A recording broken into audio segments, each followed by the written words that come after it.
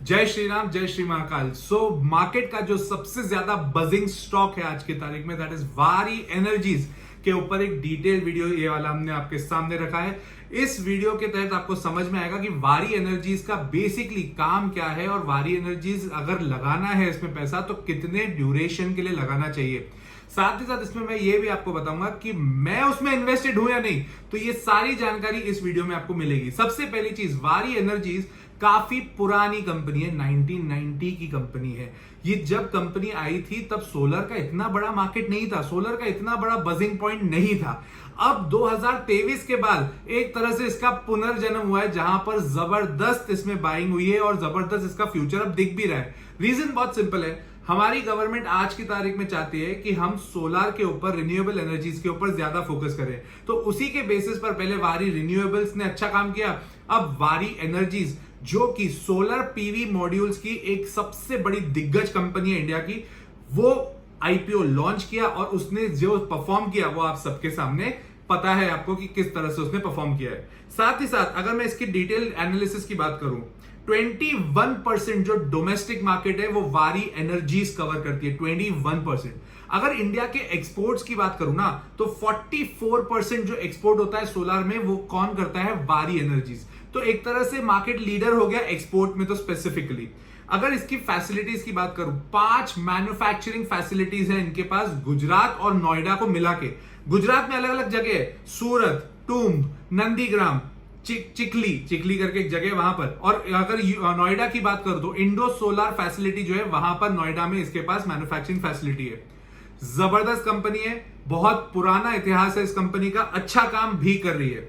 ये सिर्फ मैन्युफैक्चरिंग नहीं कर रही है, आज की तारीख में ट्रेडिंग भी कर रही है। किसका? सोलर कंपोनेंट्स का। इट्स अ कॉम्प्रिहेंसिव कंपनी जो हर चीज सोलर से रिलेटेड कर रही है। अगर आपको अपना घर बनाना है जहां पर आपको अपने सोलर पैनल्स लगाने हैं, आपको वारी को यूज करना ही पड़ेगा। प्रिफर तो यही करना चाहिए कि वारी हमें यूज करें। अब यहां पर रेवेन्यू अगर मैं बात करूं इस कंपनी का, पीवी मॉड्यूल से 70% रेवेन्यू आता है। जो जिसके वो मैन्युफैक्चरर है सोलर पीवी मॉड्यूल्स के, 70% रेवेन्यू उनका उसी पर्टिकुलर चीज से आता है। इसके अलावा ईपीसी सर्विसेज जो ये देते हैं सोलर की, वहां से आता है 15%, और एनर्जी स्टोरेज कैपेसिटी और फैसिलिटी देने में इनका है 7%। तो इफेक्टिवली अगर देखा जाए तो ये मार्केट लीडर्स अभी भी स्पेसिफिकली किस में है? सोलर मॉड्यूल्स में है, पीवी मॉड्यूल्स मैन्युफैक्चरिंग में है।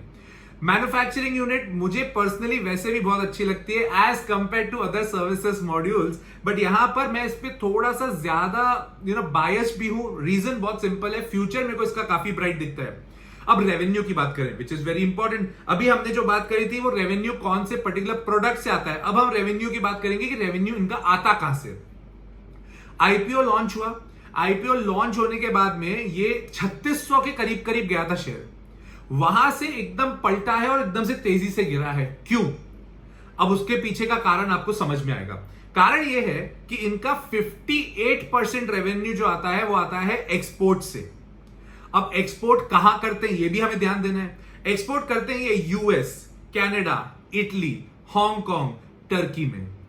अब अमेरिका में जो ये करते हैं ना एक्सपोर्ट, वो टोटल इनके एक्सपोर्ट का 57% है। अब इतनी डिटेल आपको बताने का क्या पर्पस है? अमेरिका में डोनाल्ड ट्रंप जैसे ही सिलेक्ट हुए तो ऐसा माना जाता है कि डोनाल्ड ट्रंप ग्रीन एनर्जी के ऊपर ज्यादा फोकस नहीं रखते हैं। अब ग्रीन एनर्जी के ऊपर फोकस नहीं रखेंगे तो होगा क्या? सोलर के ऊपर भी फोकस नहीं होगा। अगर सोलर के ऊपर भी अगर उनका फोकस नहीं है तो ऑटोमेटिकली वहां के जो उनको बेनिफिट्स मिल सकते हैं एज अ सोलर कंपनी, उन्हें नहीं मिलेंगे। और इसी चीज को नेगेटिवली लिया मार्केट ने और वहां से मार्केट में फॉल आया। कौन सी कंपनी? वारी एनर्जीज में।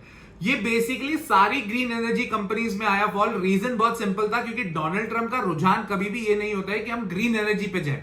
डोनाल्ड ट्रंप का रुझान होता है कि हमें, भले हम नॉन रिन्यूएबल एनर्जीज यूज करें, बट एट द एंड हमें बिजनेस ग्रो करना है। उनको रिन्यूएबल एनर्जी से ज्यादा फर्क अभी तक तो नहीं पड़ा है। आगे देखे, हो सकता है उनके पास भी कोई पॉलिसीज हो। तो इस न्यूज से काफी मार्केट में डाउनफॉल आया और आईपीओ के बाद ना बहुत बड़ा हाइक बन चुका था और बहुत तेजी से बढ़ गया था। दोनों चीज के बाद करेक्शन आया है। इसका सबसे बड़ा रीजन एक्सपोर्ट था, क्योंकि एक्सपोर्ट 58% जो आता है वो कहां से आता है? यूएस से आता है। इसके अलावा जो हम डायरेक्ट सेल्स करते हैं वारी एनर्जीज, 31% डायरेक्ट सेल्स से आता है, which is again a good figure. इसके अलावा रिटेल फिगर्स अगर मैं बोलूं कि एक से एक कहां कहां वो अपना सोलर पैनल बेच रहे हैं, जो टोटल रेवेन्यू में से आता है दैट इज 10%। रेवेन्यू वाइज अगर हम बात करें तो कंपनी का रेवेन्यू अच्छा है, 58% एक्सपोर्ट से। अगर अमेरिका से सपोर्ट आया तो ये कंपनी बहुत तेजी से भागेगी। उम्मीद मेरे को है कि ये कंपनी के फंडामेंटल्स काफी स्ट्रांग है, बिजनेस अच्छा है, फ्यूचर इज ब्राइट लगता है। तो मैं तो इसको अपने लेवल पर अगर एनालाइज करूं तो अच्छी कंपनी लगती है एज ऑफ नाउ। कैपेसिटी की बात करें, 1.6 गीगावाट सोलर पीवी मॉड्यूल की इनके पास मैन्युफैक्चरिंग कैपेसिटी है और ये बहुत अच्छी है। जो ये 5 हमने यूनिट्स की बात करी थी ना, जो गुजरात और नोएडा में थी, तो इनमें इनके पास 1.6 गीगावाट सोलर एनर्जी का, सोलर पीवी मॉड्यूल्स का कैपेसिटी है, number 1। Secondly, Houston Texas America में ये एक अपनी नई फैसिलिटी भी डाल रहे हैं। अब देखो, समझ में आ रहा होगा कि फॉल क्यों आया। 5 यूनिट्स ऑलरेडी इंडिया में है, एक और यूनिट डाल रहे थे टेक्सास में, टेक्सास अमेरिका में है। तो ऑटोमेटिकली अगर डोनाल्ड ट्रंप आते हैं और वहां पे वो बोलते हैं नहीं नहीं, मेरे को ग्रीन एनर्जी से कोई मतलब नहीं है, तो इनके लिए नेगेटिव होगा ना, और क्योंकि वहां पे अपना मैन्युफैक्चरिंग यूनिट ये वहां पे भी डाल रहे थे। डर तो होता ही है, इसमें कोई डाउट नहीं है, राइट। एक और डरने की बात है इस कंपनी से रिलेटेड, इनका एक जो क्लाइंट है, जो बड़ा क्लाइंट बोलते हैं ना, हमारा सबसे बड़ा ग्राहक, वो सबसे बड़ा ग्राहक टोटल रेवेन्यू में से 9% होल्ड करता है। मतलब वारी एनर्जीज का जो 100 रुपए का अगर बिजनेस है, तो 9 रुपए का बिजनेस एक क्लाइंट से आता है, और जो टॉप 10 क्लाइंट्स है ना, उसमें से टोटल मिला के 57% का रेवेन्यू आता है। इसका मतलब ये हुआ कि इनका जो बिजनेस है काफी कॉन्सेंट्रेटेड है, और कॉन्सेंट्रेटेड बिजनेस में ये डर लगा रहता है हमेशा कि कभी ना कभी अगर कुछ गड़बड़ हो गया तो ये सारे जो जितने भी हमारे डेटा है वो खत्म तो नहीं हो जाए। एक भी डेटा खत्म हुआ ना, या किसी ने बैड डेट्स आ गया या खराब काम कर दिया, तो हालत गंभीर लगती है। थोड़ा रिस्की पॉइंट है, इसमें मुझे कोई दो राय नहीं है। आईपीओ जब आया, आईपीओ में लोगों ने पैसा भरपूर लगाया, भरपूर।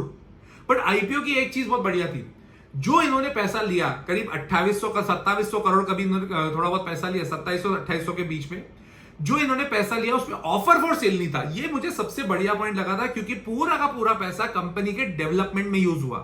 ऑफर फॉर सेल का मतलब यह है कि जो प्रमोटर्स है अपना स्टेक बेच दें और आपको अपना स्टेक दे देते हैं, आपसे पैसे ले लेते हैं। यहां पर जो आपसे पैसे लिए गए वो कंपनी के डेवलपमेंट में लगेंगे। ये मुझे पर्सनली बहुत बढ़िया पॉइंट लगता है। आज की तारीख में प्राइस अर्निंग रेशियो इसका थोड़ा ज्यादा है, जिसके कारण वैल्यूएशन ज्यादा लगते हैं। आज का भाव है करीब 3100 रुपए करीब है। यहां पे ये बहुत महंगा लगता है, बट क्या होता है ना, जब ग्रोइंग कंपनी होती है, ग्रोइंग सेक्टर होता है, तो उसका अगर प्राइस अर्निंग रेशियो थोड़ा ज्यादा भी होता है ना, थोड़ा सा मैनेज किया जा सकता है। वैल्यूएशन थोड़े अच्छे हो चुके हैं, थोड़े बढ़ चुके हैं, बट ठीक है, इतने भी नहीं है कि इसको देखा ना जाए। इसके अलावा अगर मैं बात करूं प्रमोटर की होल्डिंग, 64% प्रमोटर की होल्डिंग है और 30% पब्लिक की होल्डिंग है। अगर पब्लिक की होल्डिंग धीरे धीरे कम हो जाए और एफआईआईज और डीआईआईज अपनी होल्डिंग बना दे, तो ये कंपनी कहां जा सकती है तुम सोच नहीं सकते हो। ये जबरदस्त कंपनी बन सकती है। एक और पॉजिटिव पॉइंट है इस कंपनी के बारे में, डेट कम है। डेट इक्विटी रेशियो, मतलब डेट आपने कितना लिया, इक्विटी कितना लिया, उसका रेशियो 0.2:1 है। मतलब 100 रुपए अगर कंपनी ने लगाया है तो 20 रुपए का ही डेट है। तो एक तरह से देखा जाए तो नेग्लिजिबल डेट है, विच इज वेरी गुड। ये भी काफी पॉजिटिव पॉइंट है। अगर मैं इसके लेवल्स की बात करूं, फिबोनाची लेवल्स की अगर बात करूं, जिस दिन आईपीओ लॉन्च हुआ था और जिस दिन आईपीओ के बाद इसने टॉप टच किया था, अगर वहां से इसकी बात करूं ना, तो 2800 बहुत ही स्ट्रॉन्ग सपोर्ट है और वहीं से वो पलटा है। अब डिसीजंस आपको लेने हैं, ये कोई बाइंग सेलिंग रिकमेंडेशन नहीं है, एजुकेशनल वीडियो है। आपको समझ में आना चाहिए कि आपको कौन सा ट्रेड लेना है। लेवल बहुत क्लियर है, 2800 का लेवल है, उसके बाद 3100 का लेवल है, और उसके ऊपर कहां जाएगी कहानी आप देख सकते हैं स्क्रीन पर। तो ध्यान से ट्रेड करिएगा। वारी एनर्जीज फंडामेंटली बहुत बढ़िया कंपनी है, इसमें मुझे कोई डाउट नहीं है। मैं क्या करूंगा, मेरे पास ऑलरेडी ये कंपनी है, और अगर डिप आता है तो मैं 2800 के करीब करीब जरूर लूंगा, 2800 के स्टॉप लॉस के लगा के। बट ये मुझे मेरा पर्सनल ट्रेड है, इसको आप अपने हिसाब से कॉपी मत करिएगा। Please make sure that you are contacting your financial consultant and then you take a decision, और अपना डिसीजन आप खुद लीजिए। मैंने अपनी पोजीशन बता दी, आपको क्या करना है आपको खुद ध्यान रखना पड़ेगा। जय श्री राम, जय श्री महाकाल।